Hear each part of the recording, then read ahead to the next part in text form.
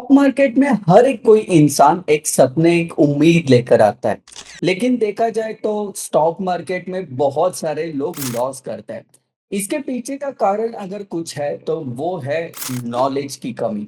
Friends, अगर मैं doctor बनना चाह रहा हूँ, मेडिकल कॉलेज में मैंने एडमिशन्स लिया और उसके बाद क्या मैं ऐसा हो सकता है कि एडमिशन लेने के बाद सेकंड डे जाऊँ और लोगों की ट्रीटमेंट करना शुरू करूँ? नहीं। मुझे 5 साल वहाँ पर स्टडी करना पड़ेगा, एग्ज़ाम्स देनी पड़ेगी, फिर जाके मेरे नाम के सामने डॉक्टर की डिग्री लगेगी।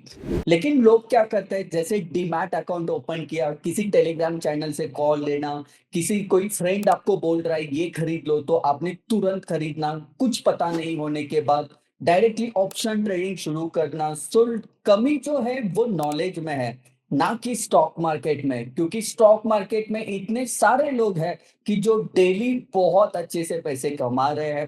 तो ये वीडियो आपके लिए है कि हम इस वीडियो में हम जानने वाले कि स्टॉक मार्केट की रियलिटी क्या है, कैसे हम बेसिक से इसको जानेंगे, स्टॉक मार्केट होता क्या है, सारी चीजें हम जानने वाले हैं। अगर किसी का एक्सपीरियंस प्लेयर्स भी हो तो फ्रेंड्स ये इतना बेसिक डीप में है, आप भी इस वीडियो को देखो और आपका बेसिक भी यहाँ पर स्ट्रॉन्ग करो। सो शुरू करते हैं फ्रेंड्स एंड देखते हैं कि ये स्टॉक मार्केट होता क्या है। सो पहले हम बात करेंगे what is Indian stock market. ठीक है, ये शेयर मार्केट होता क्या है।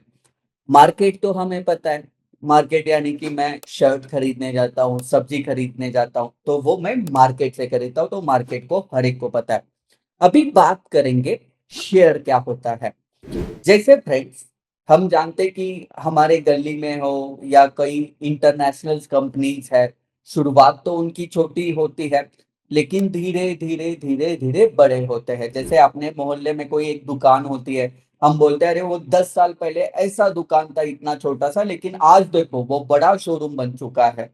वैसे ही यहाँ पर अमेज़न का हम एग्जांपल ले, ज़ोमैटो का ले, जस्ट डायल का ले, जो एक छोटे से रूम से शुरुआत हुए ये बिज़नेस है, आज हम देखते हैं कि कितने बड़े लेवल पर ये काम कर रहे हैं। तो कोई भी बिज़नेस जो होता है बड़ा डायरेक्टली नहीं होता, वो छोटे से लेकर ही धीरे-धीरे बड़ा होता है। जैसे मुझे एक कोई बिज़नेस शुरू करना है, फॉर एग्जांपल मुझे रेस्टोरेंट शुरू करना है, तो रेस्टोरेंट शुरू करने के लिए मेरे पास एक बहुत अच्छा प्लेस होना चाहिए, वहाँ पर एक अच्छा रेस्टोरेंट होना चाहिए, उसमें फर्नीचर अच्छे होने चाहिए, स्टाफ अच्छा होना चाहिए, फूड क्वालिटीज अच्छी चाहिए, वहां पर वेज नॉन वेज चलेगा, उसका मुझे सर्वे होना चाहिए। ये लॉट्स ऑफ चीजें मुझे देखकर ही वहां पर रेस्टोरेंट शुरू करना पड़ेगा। लेकिन यहाँ पर सबसे बड़ी बात अगर कुछ है तो वो है फंड्स। जैसे कि मुझे एक रेस्टोरेंट चालू करना है, तो मैंने मेरे सारे फंड्स वहां पर लगाए और उसके बाद मुझे पता चल रहा है कि ये रेस्टोरेंट ना बहुत अच्छे से चल रहा है, बहुत अच्छे से काम कर रहा है। तो मुझे इसकी और ब्रांचेस ओपन करनी है और वो भी बड़े लेवल्स में।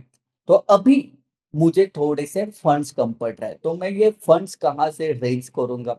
सो पहला ऑप्शन मेरे पास अगर कुछ आता है वो होता है बैंक का लोन। लेकिन फ्रेंड्स, जब हम बिजनेस लोन लेते हैं, बिजनेस लोन, अगर पहली ब्रांच मेरी सक्सेसफुल हो चुकी है, इसका मतलब ये नहीं है कि सेकंड भी होगी। हम प्रेडिक्शन लेकर चल रहे हैं, तो यहाँ पर समझ लो कि वो सेकंड ब्रांच आपकी चले ही नहीं। तो क्या बैंक वाले आपको ऐसे बोलेंगे कि भैया हमने देखा आपका रेस्टोरेंट नहीं चल रहा है, तो काम करो, अब 6 महीने के ईएमआई अब मत देना, बाद में दे देना। क्या ऐसा होता है? या इनके सेकंड ब्रांच आपकी बंद हो गई, तो क्या बैंक आकर आपको बोलती है कि भैया वो तो आपका बिजनेस चला ही नहीं, आपका इंटेंशन तो बहुत प्योर था, लेकिन चला नहीं, उसके लिए आपका दोगे कोई यहाँ पर कसूर नहीं है। तो हम क्या करते हैं, आपका लोन ना माफ कर देते हैं। क्या ऐसी बैंक कभी बोलती है क्या? बिल्कुल नहीं फ्रेंड्स। बैंक हमेशा उनका सारा पैसा आपसे वसूल करेगी, वो भी विद इंटरेस्ट। और यहाँ पर ही स्टॉक मार्केट आता है। मतलब क्या हुआ कि यहाँ पर हम एक एग्जांपल लेते हैं टाटा मोटर्स का, एंड उसके ओनर जो है हमें पता है, रतन टाटा जी। हम अभी नाम उनका ले रहे हैं। तो रतन टाटा जी ने क्या किया, जब उनकी टाटा मोटर्स की शुरुआत हुई और उनको बिजनेस एक्सपांड करना था, बड़ा करना था, तो फंड्स की ज़रूरत थी। बैंक से अगर ले रहे तो रिस्की है, क्योंकि वहाँ पर बिज़नेस चला नहीं तो उनको पे करना पड़ेगा, और चला तो भी पे करना पड़ेगा विथ इंटरेस्ट। तो यहाँ पर क्या होता है, रतन टाटा जी आते हैं गवर्नमेंट के पास, सेबी के पास आते हैं, और सेबी को अपनी सारी जो है एनएसई, बीएसई है, एक्सचेंजेस है इसमें, यानी कि पूरे गवर्नमेंट्स। तो यहाँ पर क्या होता है, गवर्नमेंट से वो परमिशन लेते हैं, अपनी कंपनीज की सारी डिटेल्स वहां पर बताते हैं कि मैं रतन टाटा हूँ, ये टाटा मोटर्स कंपनी है, मैं ये मैन्युफैक्चर कर रहा हूँ, सब कुछ डिटेल्स देखते हैं।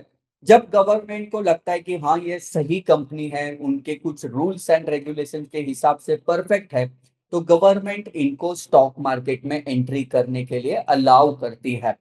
तो रतन टाटा जी क्या करते हैं, जैसे ही गवर्नमेंट अलाउ करता है तो आते हैं और लोगों को ऐलान करते हैं, लोगों को बताते हैं कि मैं रतन टाटा हूँ, मैं टाटा मोटर्स कंपनी चलाता हूँ, और मेरी कंपनी में गाड़ियां बनती है, मेरा फ्यूचर प्लान ये है, मेरा पास्ट ये है, सारे जो फिनेंशियल डॉक्यूमेंट्स है, जैसे बैलेंस शीट्स है, प्रॉफिट एंड लॉस अकाउंट है, ये सारी चीजें जो है लोगों के सामने रखते हैं, और फ्यूचर प्लान्स भी बताते हैं कि मुझे ये बिजनेस बहुत बड़ा करना है, और अभी मुझे 500 करोड़ की, 1000 करोड़ की या 5000 करोड़ की मुझे जरूरत है।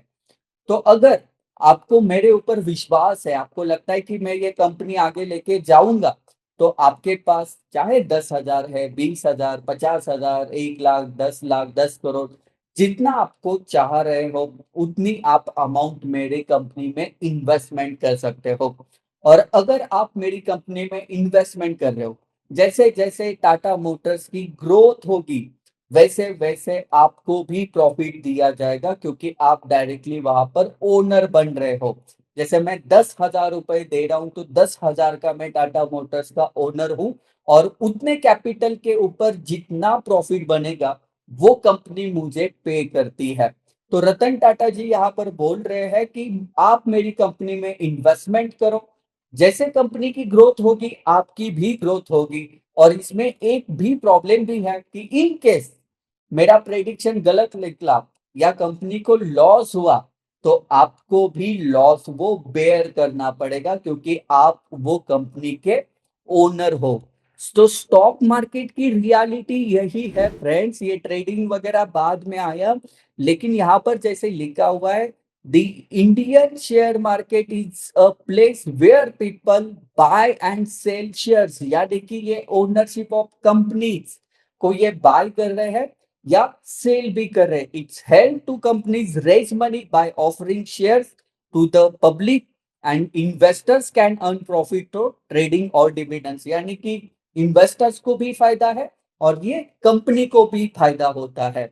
और यही रियलिटी है कि स्टॉक मार्केट का जन्म इसीलिए हुआ था। आगे बात करते हैं फ्रेंड्स, दूसरा टॉपिक है, वो है what is meaning of equity. ये इक्विटी क्या होती है, जैसे मेरे बैंक बैलेंस में, आपके अकाउंट में जितना भी बैलेंस है आपको जी पे पर, फोन पे पर या बैंक के कोई भी ऐप पर दिखेगा, लेकिन हालांकि क्या वो रियल में पैसे आपके सामने हैं क्या कैश में? बिल्कुल नहीं। लेकिन आप जब भी बैलेंस चेक करते हो तो आपको विश्वास है कि ये पैसे मेरे हैं, यानी कि वो वर्चुअल फॉर्म में आपके पास है। आप चाहे तो सेकंड्स में किसी को ट्रांसफर कर सकते हो, या सेकंड्स में किसी से रिसीव भी कर सकते हो। वैसे ही जहां पर ये पैसों का ट्रांजैक्शन हो रहा है, वैसे ही यहाँ पर शेयर्स का ट्रांजैक्शन होता है। पहले तो ये फिजिकल फॉर्म्स में दिए जाते थे, लेकिन यहाँ पर कैसे होता है, जैसे मैं यहाँ पर लिखता हूँ फॉर एग्जाम्पल, मेरे पास टीसीएस के 500 क्वांटिटी है। यहाँ पर मैं लिखता हूँ आईसीआई बैंक के मेरे पास 300 क्वांटिटी है, एसबीआई के 200 क्वांटिटी है, या इंफोसिस के मेरे पास 100 क्वांटिटी है। तो ये जो दिख रहा है ना मेरे पास कितने शेयर्स है और कौन से कंपनी के है, तो ये इसको इक्विटी बोला जाता है। जैसे मेरे पास टीसीएस के 500 इक्विटी है, यानी कि जो मेरा बैंक बैलेंस जैसे बोला जाता है, वैसे जो शेयर्स का बैलेंस है उसको हम बोलते हैं equity. Equity shares represent ownership, ये आपको क्या कर रहे हैं कि जैसे अकाउंट में आप पैसे चेक करते हो, यानी कि तो वो रिप्रेजेंट कर रहा है कि आप वो पैसे के मालिक हो। वैसे ही यहाँ पर शेयर्स आपको रिप्रेजेंट कर रहे हैं कि आप इतने शेयर्स के ओनर हो, मालिक हो। तो यहाँ पर जैसे लिखा हुआ, equity shares represent ownership in a company. If you own equity shares, you own a piece of that company and have claim on its profit। कि आपको वो पूरा हक है कि जितने आपके पास इक्विटी है और उतने इक्विटी के ऊपर जितना भी प्रॉफिट बनता है, तो ये आपके प्रॉफिट, यहाँ पर आप बिल्कुल इसको क्लेम भी कर सकते हो। तो इक्विटी का मीनिंग हमने सीखा कि जो हमारा शेयर्स का बैलेंस होगा उसको हम इक्विटी बोलेंगे। तो अगला पार्ट आता है प्राइमरी मार्केट। जैसे हमने सुना है आईपीओ, इनिशियल पब्लिक ऑफरिंग, ये होता है। तो ये क्या होता है, जैसे हमने पहले ही एग्जांपल लिया, रतन टाटा जी आए और लोगों को उन्होंने ऐलान किया, तो लोगों ने डायरेक्टली रतन टाटा जी के पास वो शेयर्स खरीद लिए। ये बार बार नहीं होगा, ये एक ही बार होगा। तो रतन टाटा जी ने उनके पास के शेयर्स किसी को 10 दिए, किसी को 50 दिए, जितनी जितनी अमाउंट उनके पास, जैसी जैसी रिक्वायरमेंट थी, उन्होंने हर एक को बांट डाले।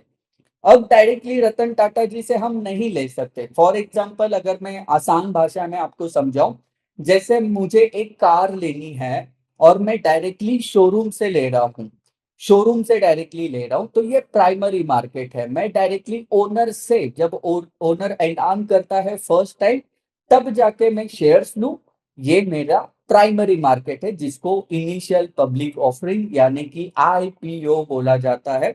जैसे हमने रिसेंटली देखा, नाइका का आया, एलआईसी का आया, लॉट्स ऑफ कंपनीज के आते रहते हैं। तो इसको हम प्राइमरी मार्केट बोलते हैं। और सेकेंडरी मार्केट क्या होता है, जैसे मैंने कार लेनी है लेकिन 2020 का मॉडल लेना है, तो मुझे कंपनी देगी क्या? नहीं देगी क्या? वो कार नहीं देगी। मुझे कहाँ से खरीदना होगा? सेकेंड हैंड खरीदना होगा, जिनके पास वो ऑलरेडी कार है।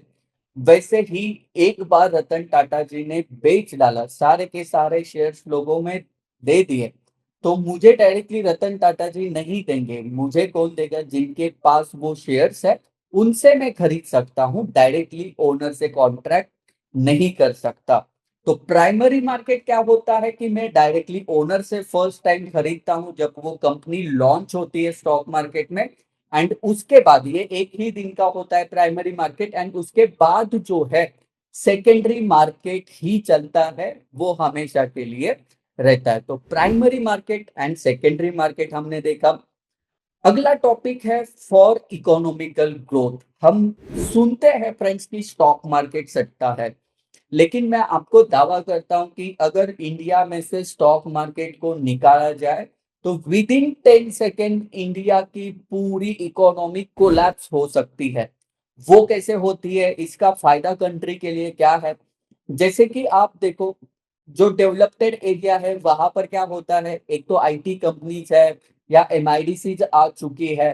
तो जब भी कोई कंपनी आती है वहां पर, तो वहां पर रोड्स बनते हैं, वो जगह डेवलप हो जाती है, वहां के लोगों को काम मिलना चालू हो जाता है, छोटे मोटे होटल चालू हो जाते हैं, ट्रांसपोर्टेशन चालू हो जाता है, वहां पर लोग रेंट पर रहने के लिए आते हैं, तो वहां पर घर भी खरीदते हैं, तो वो ट्रांजैक्शन चालू होता है, ग्रोसरी चालू हो जाते हैं, हो जाती है, पेट्रोल पंप चालू हो जाते हैं, क्योंकि वहां पर लोग रहने के लिए आते हैं, क्योंकि वहां पर एक कंपनी आकर इतना सारा डेवलपमेंट करती है। तो और कंपनी चाहिए, 4-5 ऐसी कंपनी चाहिए, तो और लोग आएंगे, तो वो एरिया डेवलप हो जाएगा। इंडिया में से ऐसे कई जगह है कि जहां पर ये डेवलपमेंट नहीं है, क्योंकि वहां पर कंपनीज ही नहीं है। आप जान सकते हो, ऐसे बहुत सारी एरियाज है जहां पर बस खेती के ऊपर लोग जी रहे हैं। सो फ्रेंड्स, ये कंपनी जो आ रही है, उनको फंड्स कौन दे रहा है? उनको फंड्स प्रोवाइड कौन कर रहा है? तो वो स्टॉक मार्केट। अगर स्टॉक मार्केट ने फंड्स प्रोवाइड करना ही उन्होंने बंद किया, तो कंपनी के पास कुछ नहीं होगा, सारे जॉब्स चले जाएंगे, कंपनी चली जाएगी, तो लोग वहां पर नहीं रहेंगे, लोगों के पास रोजगार नहीं रहेगा, तो पैसे खर्च कैसे करेंगे? तो सारा सारा सब कुछ साइकिल है, ये बिगड़ सकता है। तो ये इम्पोर्टेंट पार्ट है स्टॉक मार्केट हर एक कंट्री के लिए, बस सिर्फ भारत के लिए नहीं फ्रेंड्स, ये हर एक कंट्री के लिए इम्पोर्टेंट पार्ट है। तो ये बिल्कुल सट्टा नहीं है, ये इकोनॉमिकल के लिए एक इम्पोर्टेंट पार्ट है। इनकेस इम्पोर्टेंट पार्ट को निकाला जाए स्टॉक मार्केट को, विद इन 10 सेकेंड इंडिया की इकोनॉमी भी कोलैप्स हो सकती है। अगला पार्ट हम देखेंगे, invest in multiple sector. Friends, यहाँ पर एक बहुत बड़ी अपॉर्चुनिटी है जो हमें जाननी है। जैसे एक इंसान है, क्या वही डॉक्टर है, क्या वही इंजीनियर है, वही एडवोकेट है, वही सीए है, वही उसी का ही रेस्टोरेंट है, उसी के ही प्लेन्स की कंपनी है, उसी के ही स्टील की कंपनी है, क्या वो एक इंसान सब कुछ चालू कर सकता है? बिल्कुल नहीं कर सकता। सब कुछ ओनर बन सकता है? नहीं बन सकता। लेकिन यहाँ पर होता है, आप एक पर्सन हो, चाहे आपको फार्मा का कुछ भी नॉलेज नहीं हो, आप अपोलो हॉस्पिटल में इन्वेस्टमेंट कर सकते हो। जैसे अपोलो हॉस्पिटल की ग्रोथ होगी, वैसे आपकी ग्रोथ होगी। आपको स्टील सेक्टर का कुछ भी नॉलेज नहीं है, आप टाटा स्टील है, वहां पर इन्वेस्टमेंट करो। जैसे स्टील सेक्टर बढ़ेगा, आपका भी प्रॉफिट यहाँ पर होने वाला है। आपको एरोप्लेन का कुछ भी नॉलेज नहीं है, लेकिन जैसे इंडिगो है, एयर इंडिया है, ऐसी कंपनीज में आप इन्वेस्टमेंट कर कर वहां से भी प्रॉफिट कमा सकते हो। तो यहाँ पर सेक्टर की कोई लिमिटेशन नहीं होती, आप जहां मन करे, जहां आपको सेक्टर अच्छा लगे, वहां पर आप इसके थ्रू बिल्कुल इन्वेस्ट कर सकते हो। सो आपकी लिमिटेशन जो है वो खत्म हो जाती है, आप बहुत जगह पर एक इन्वेस्टमेंट कर सकते हो।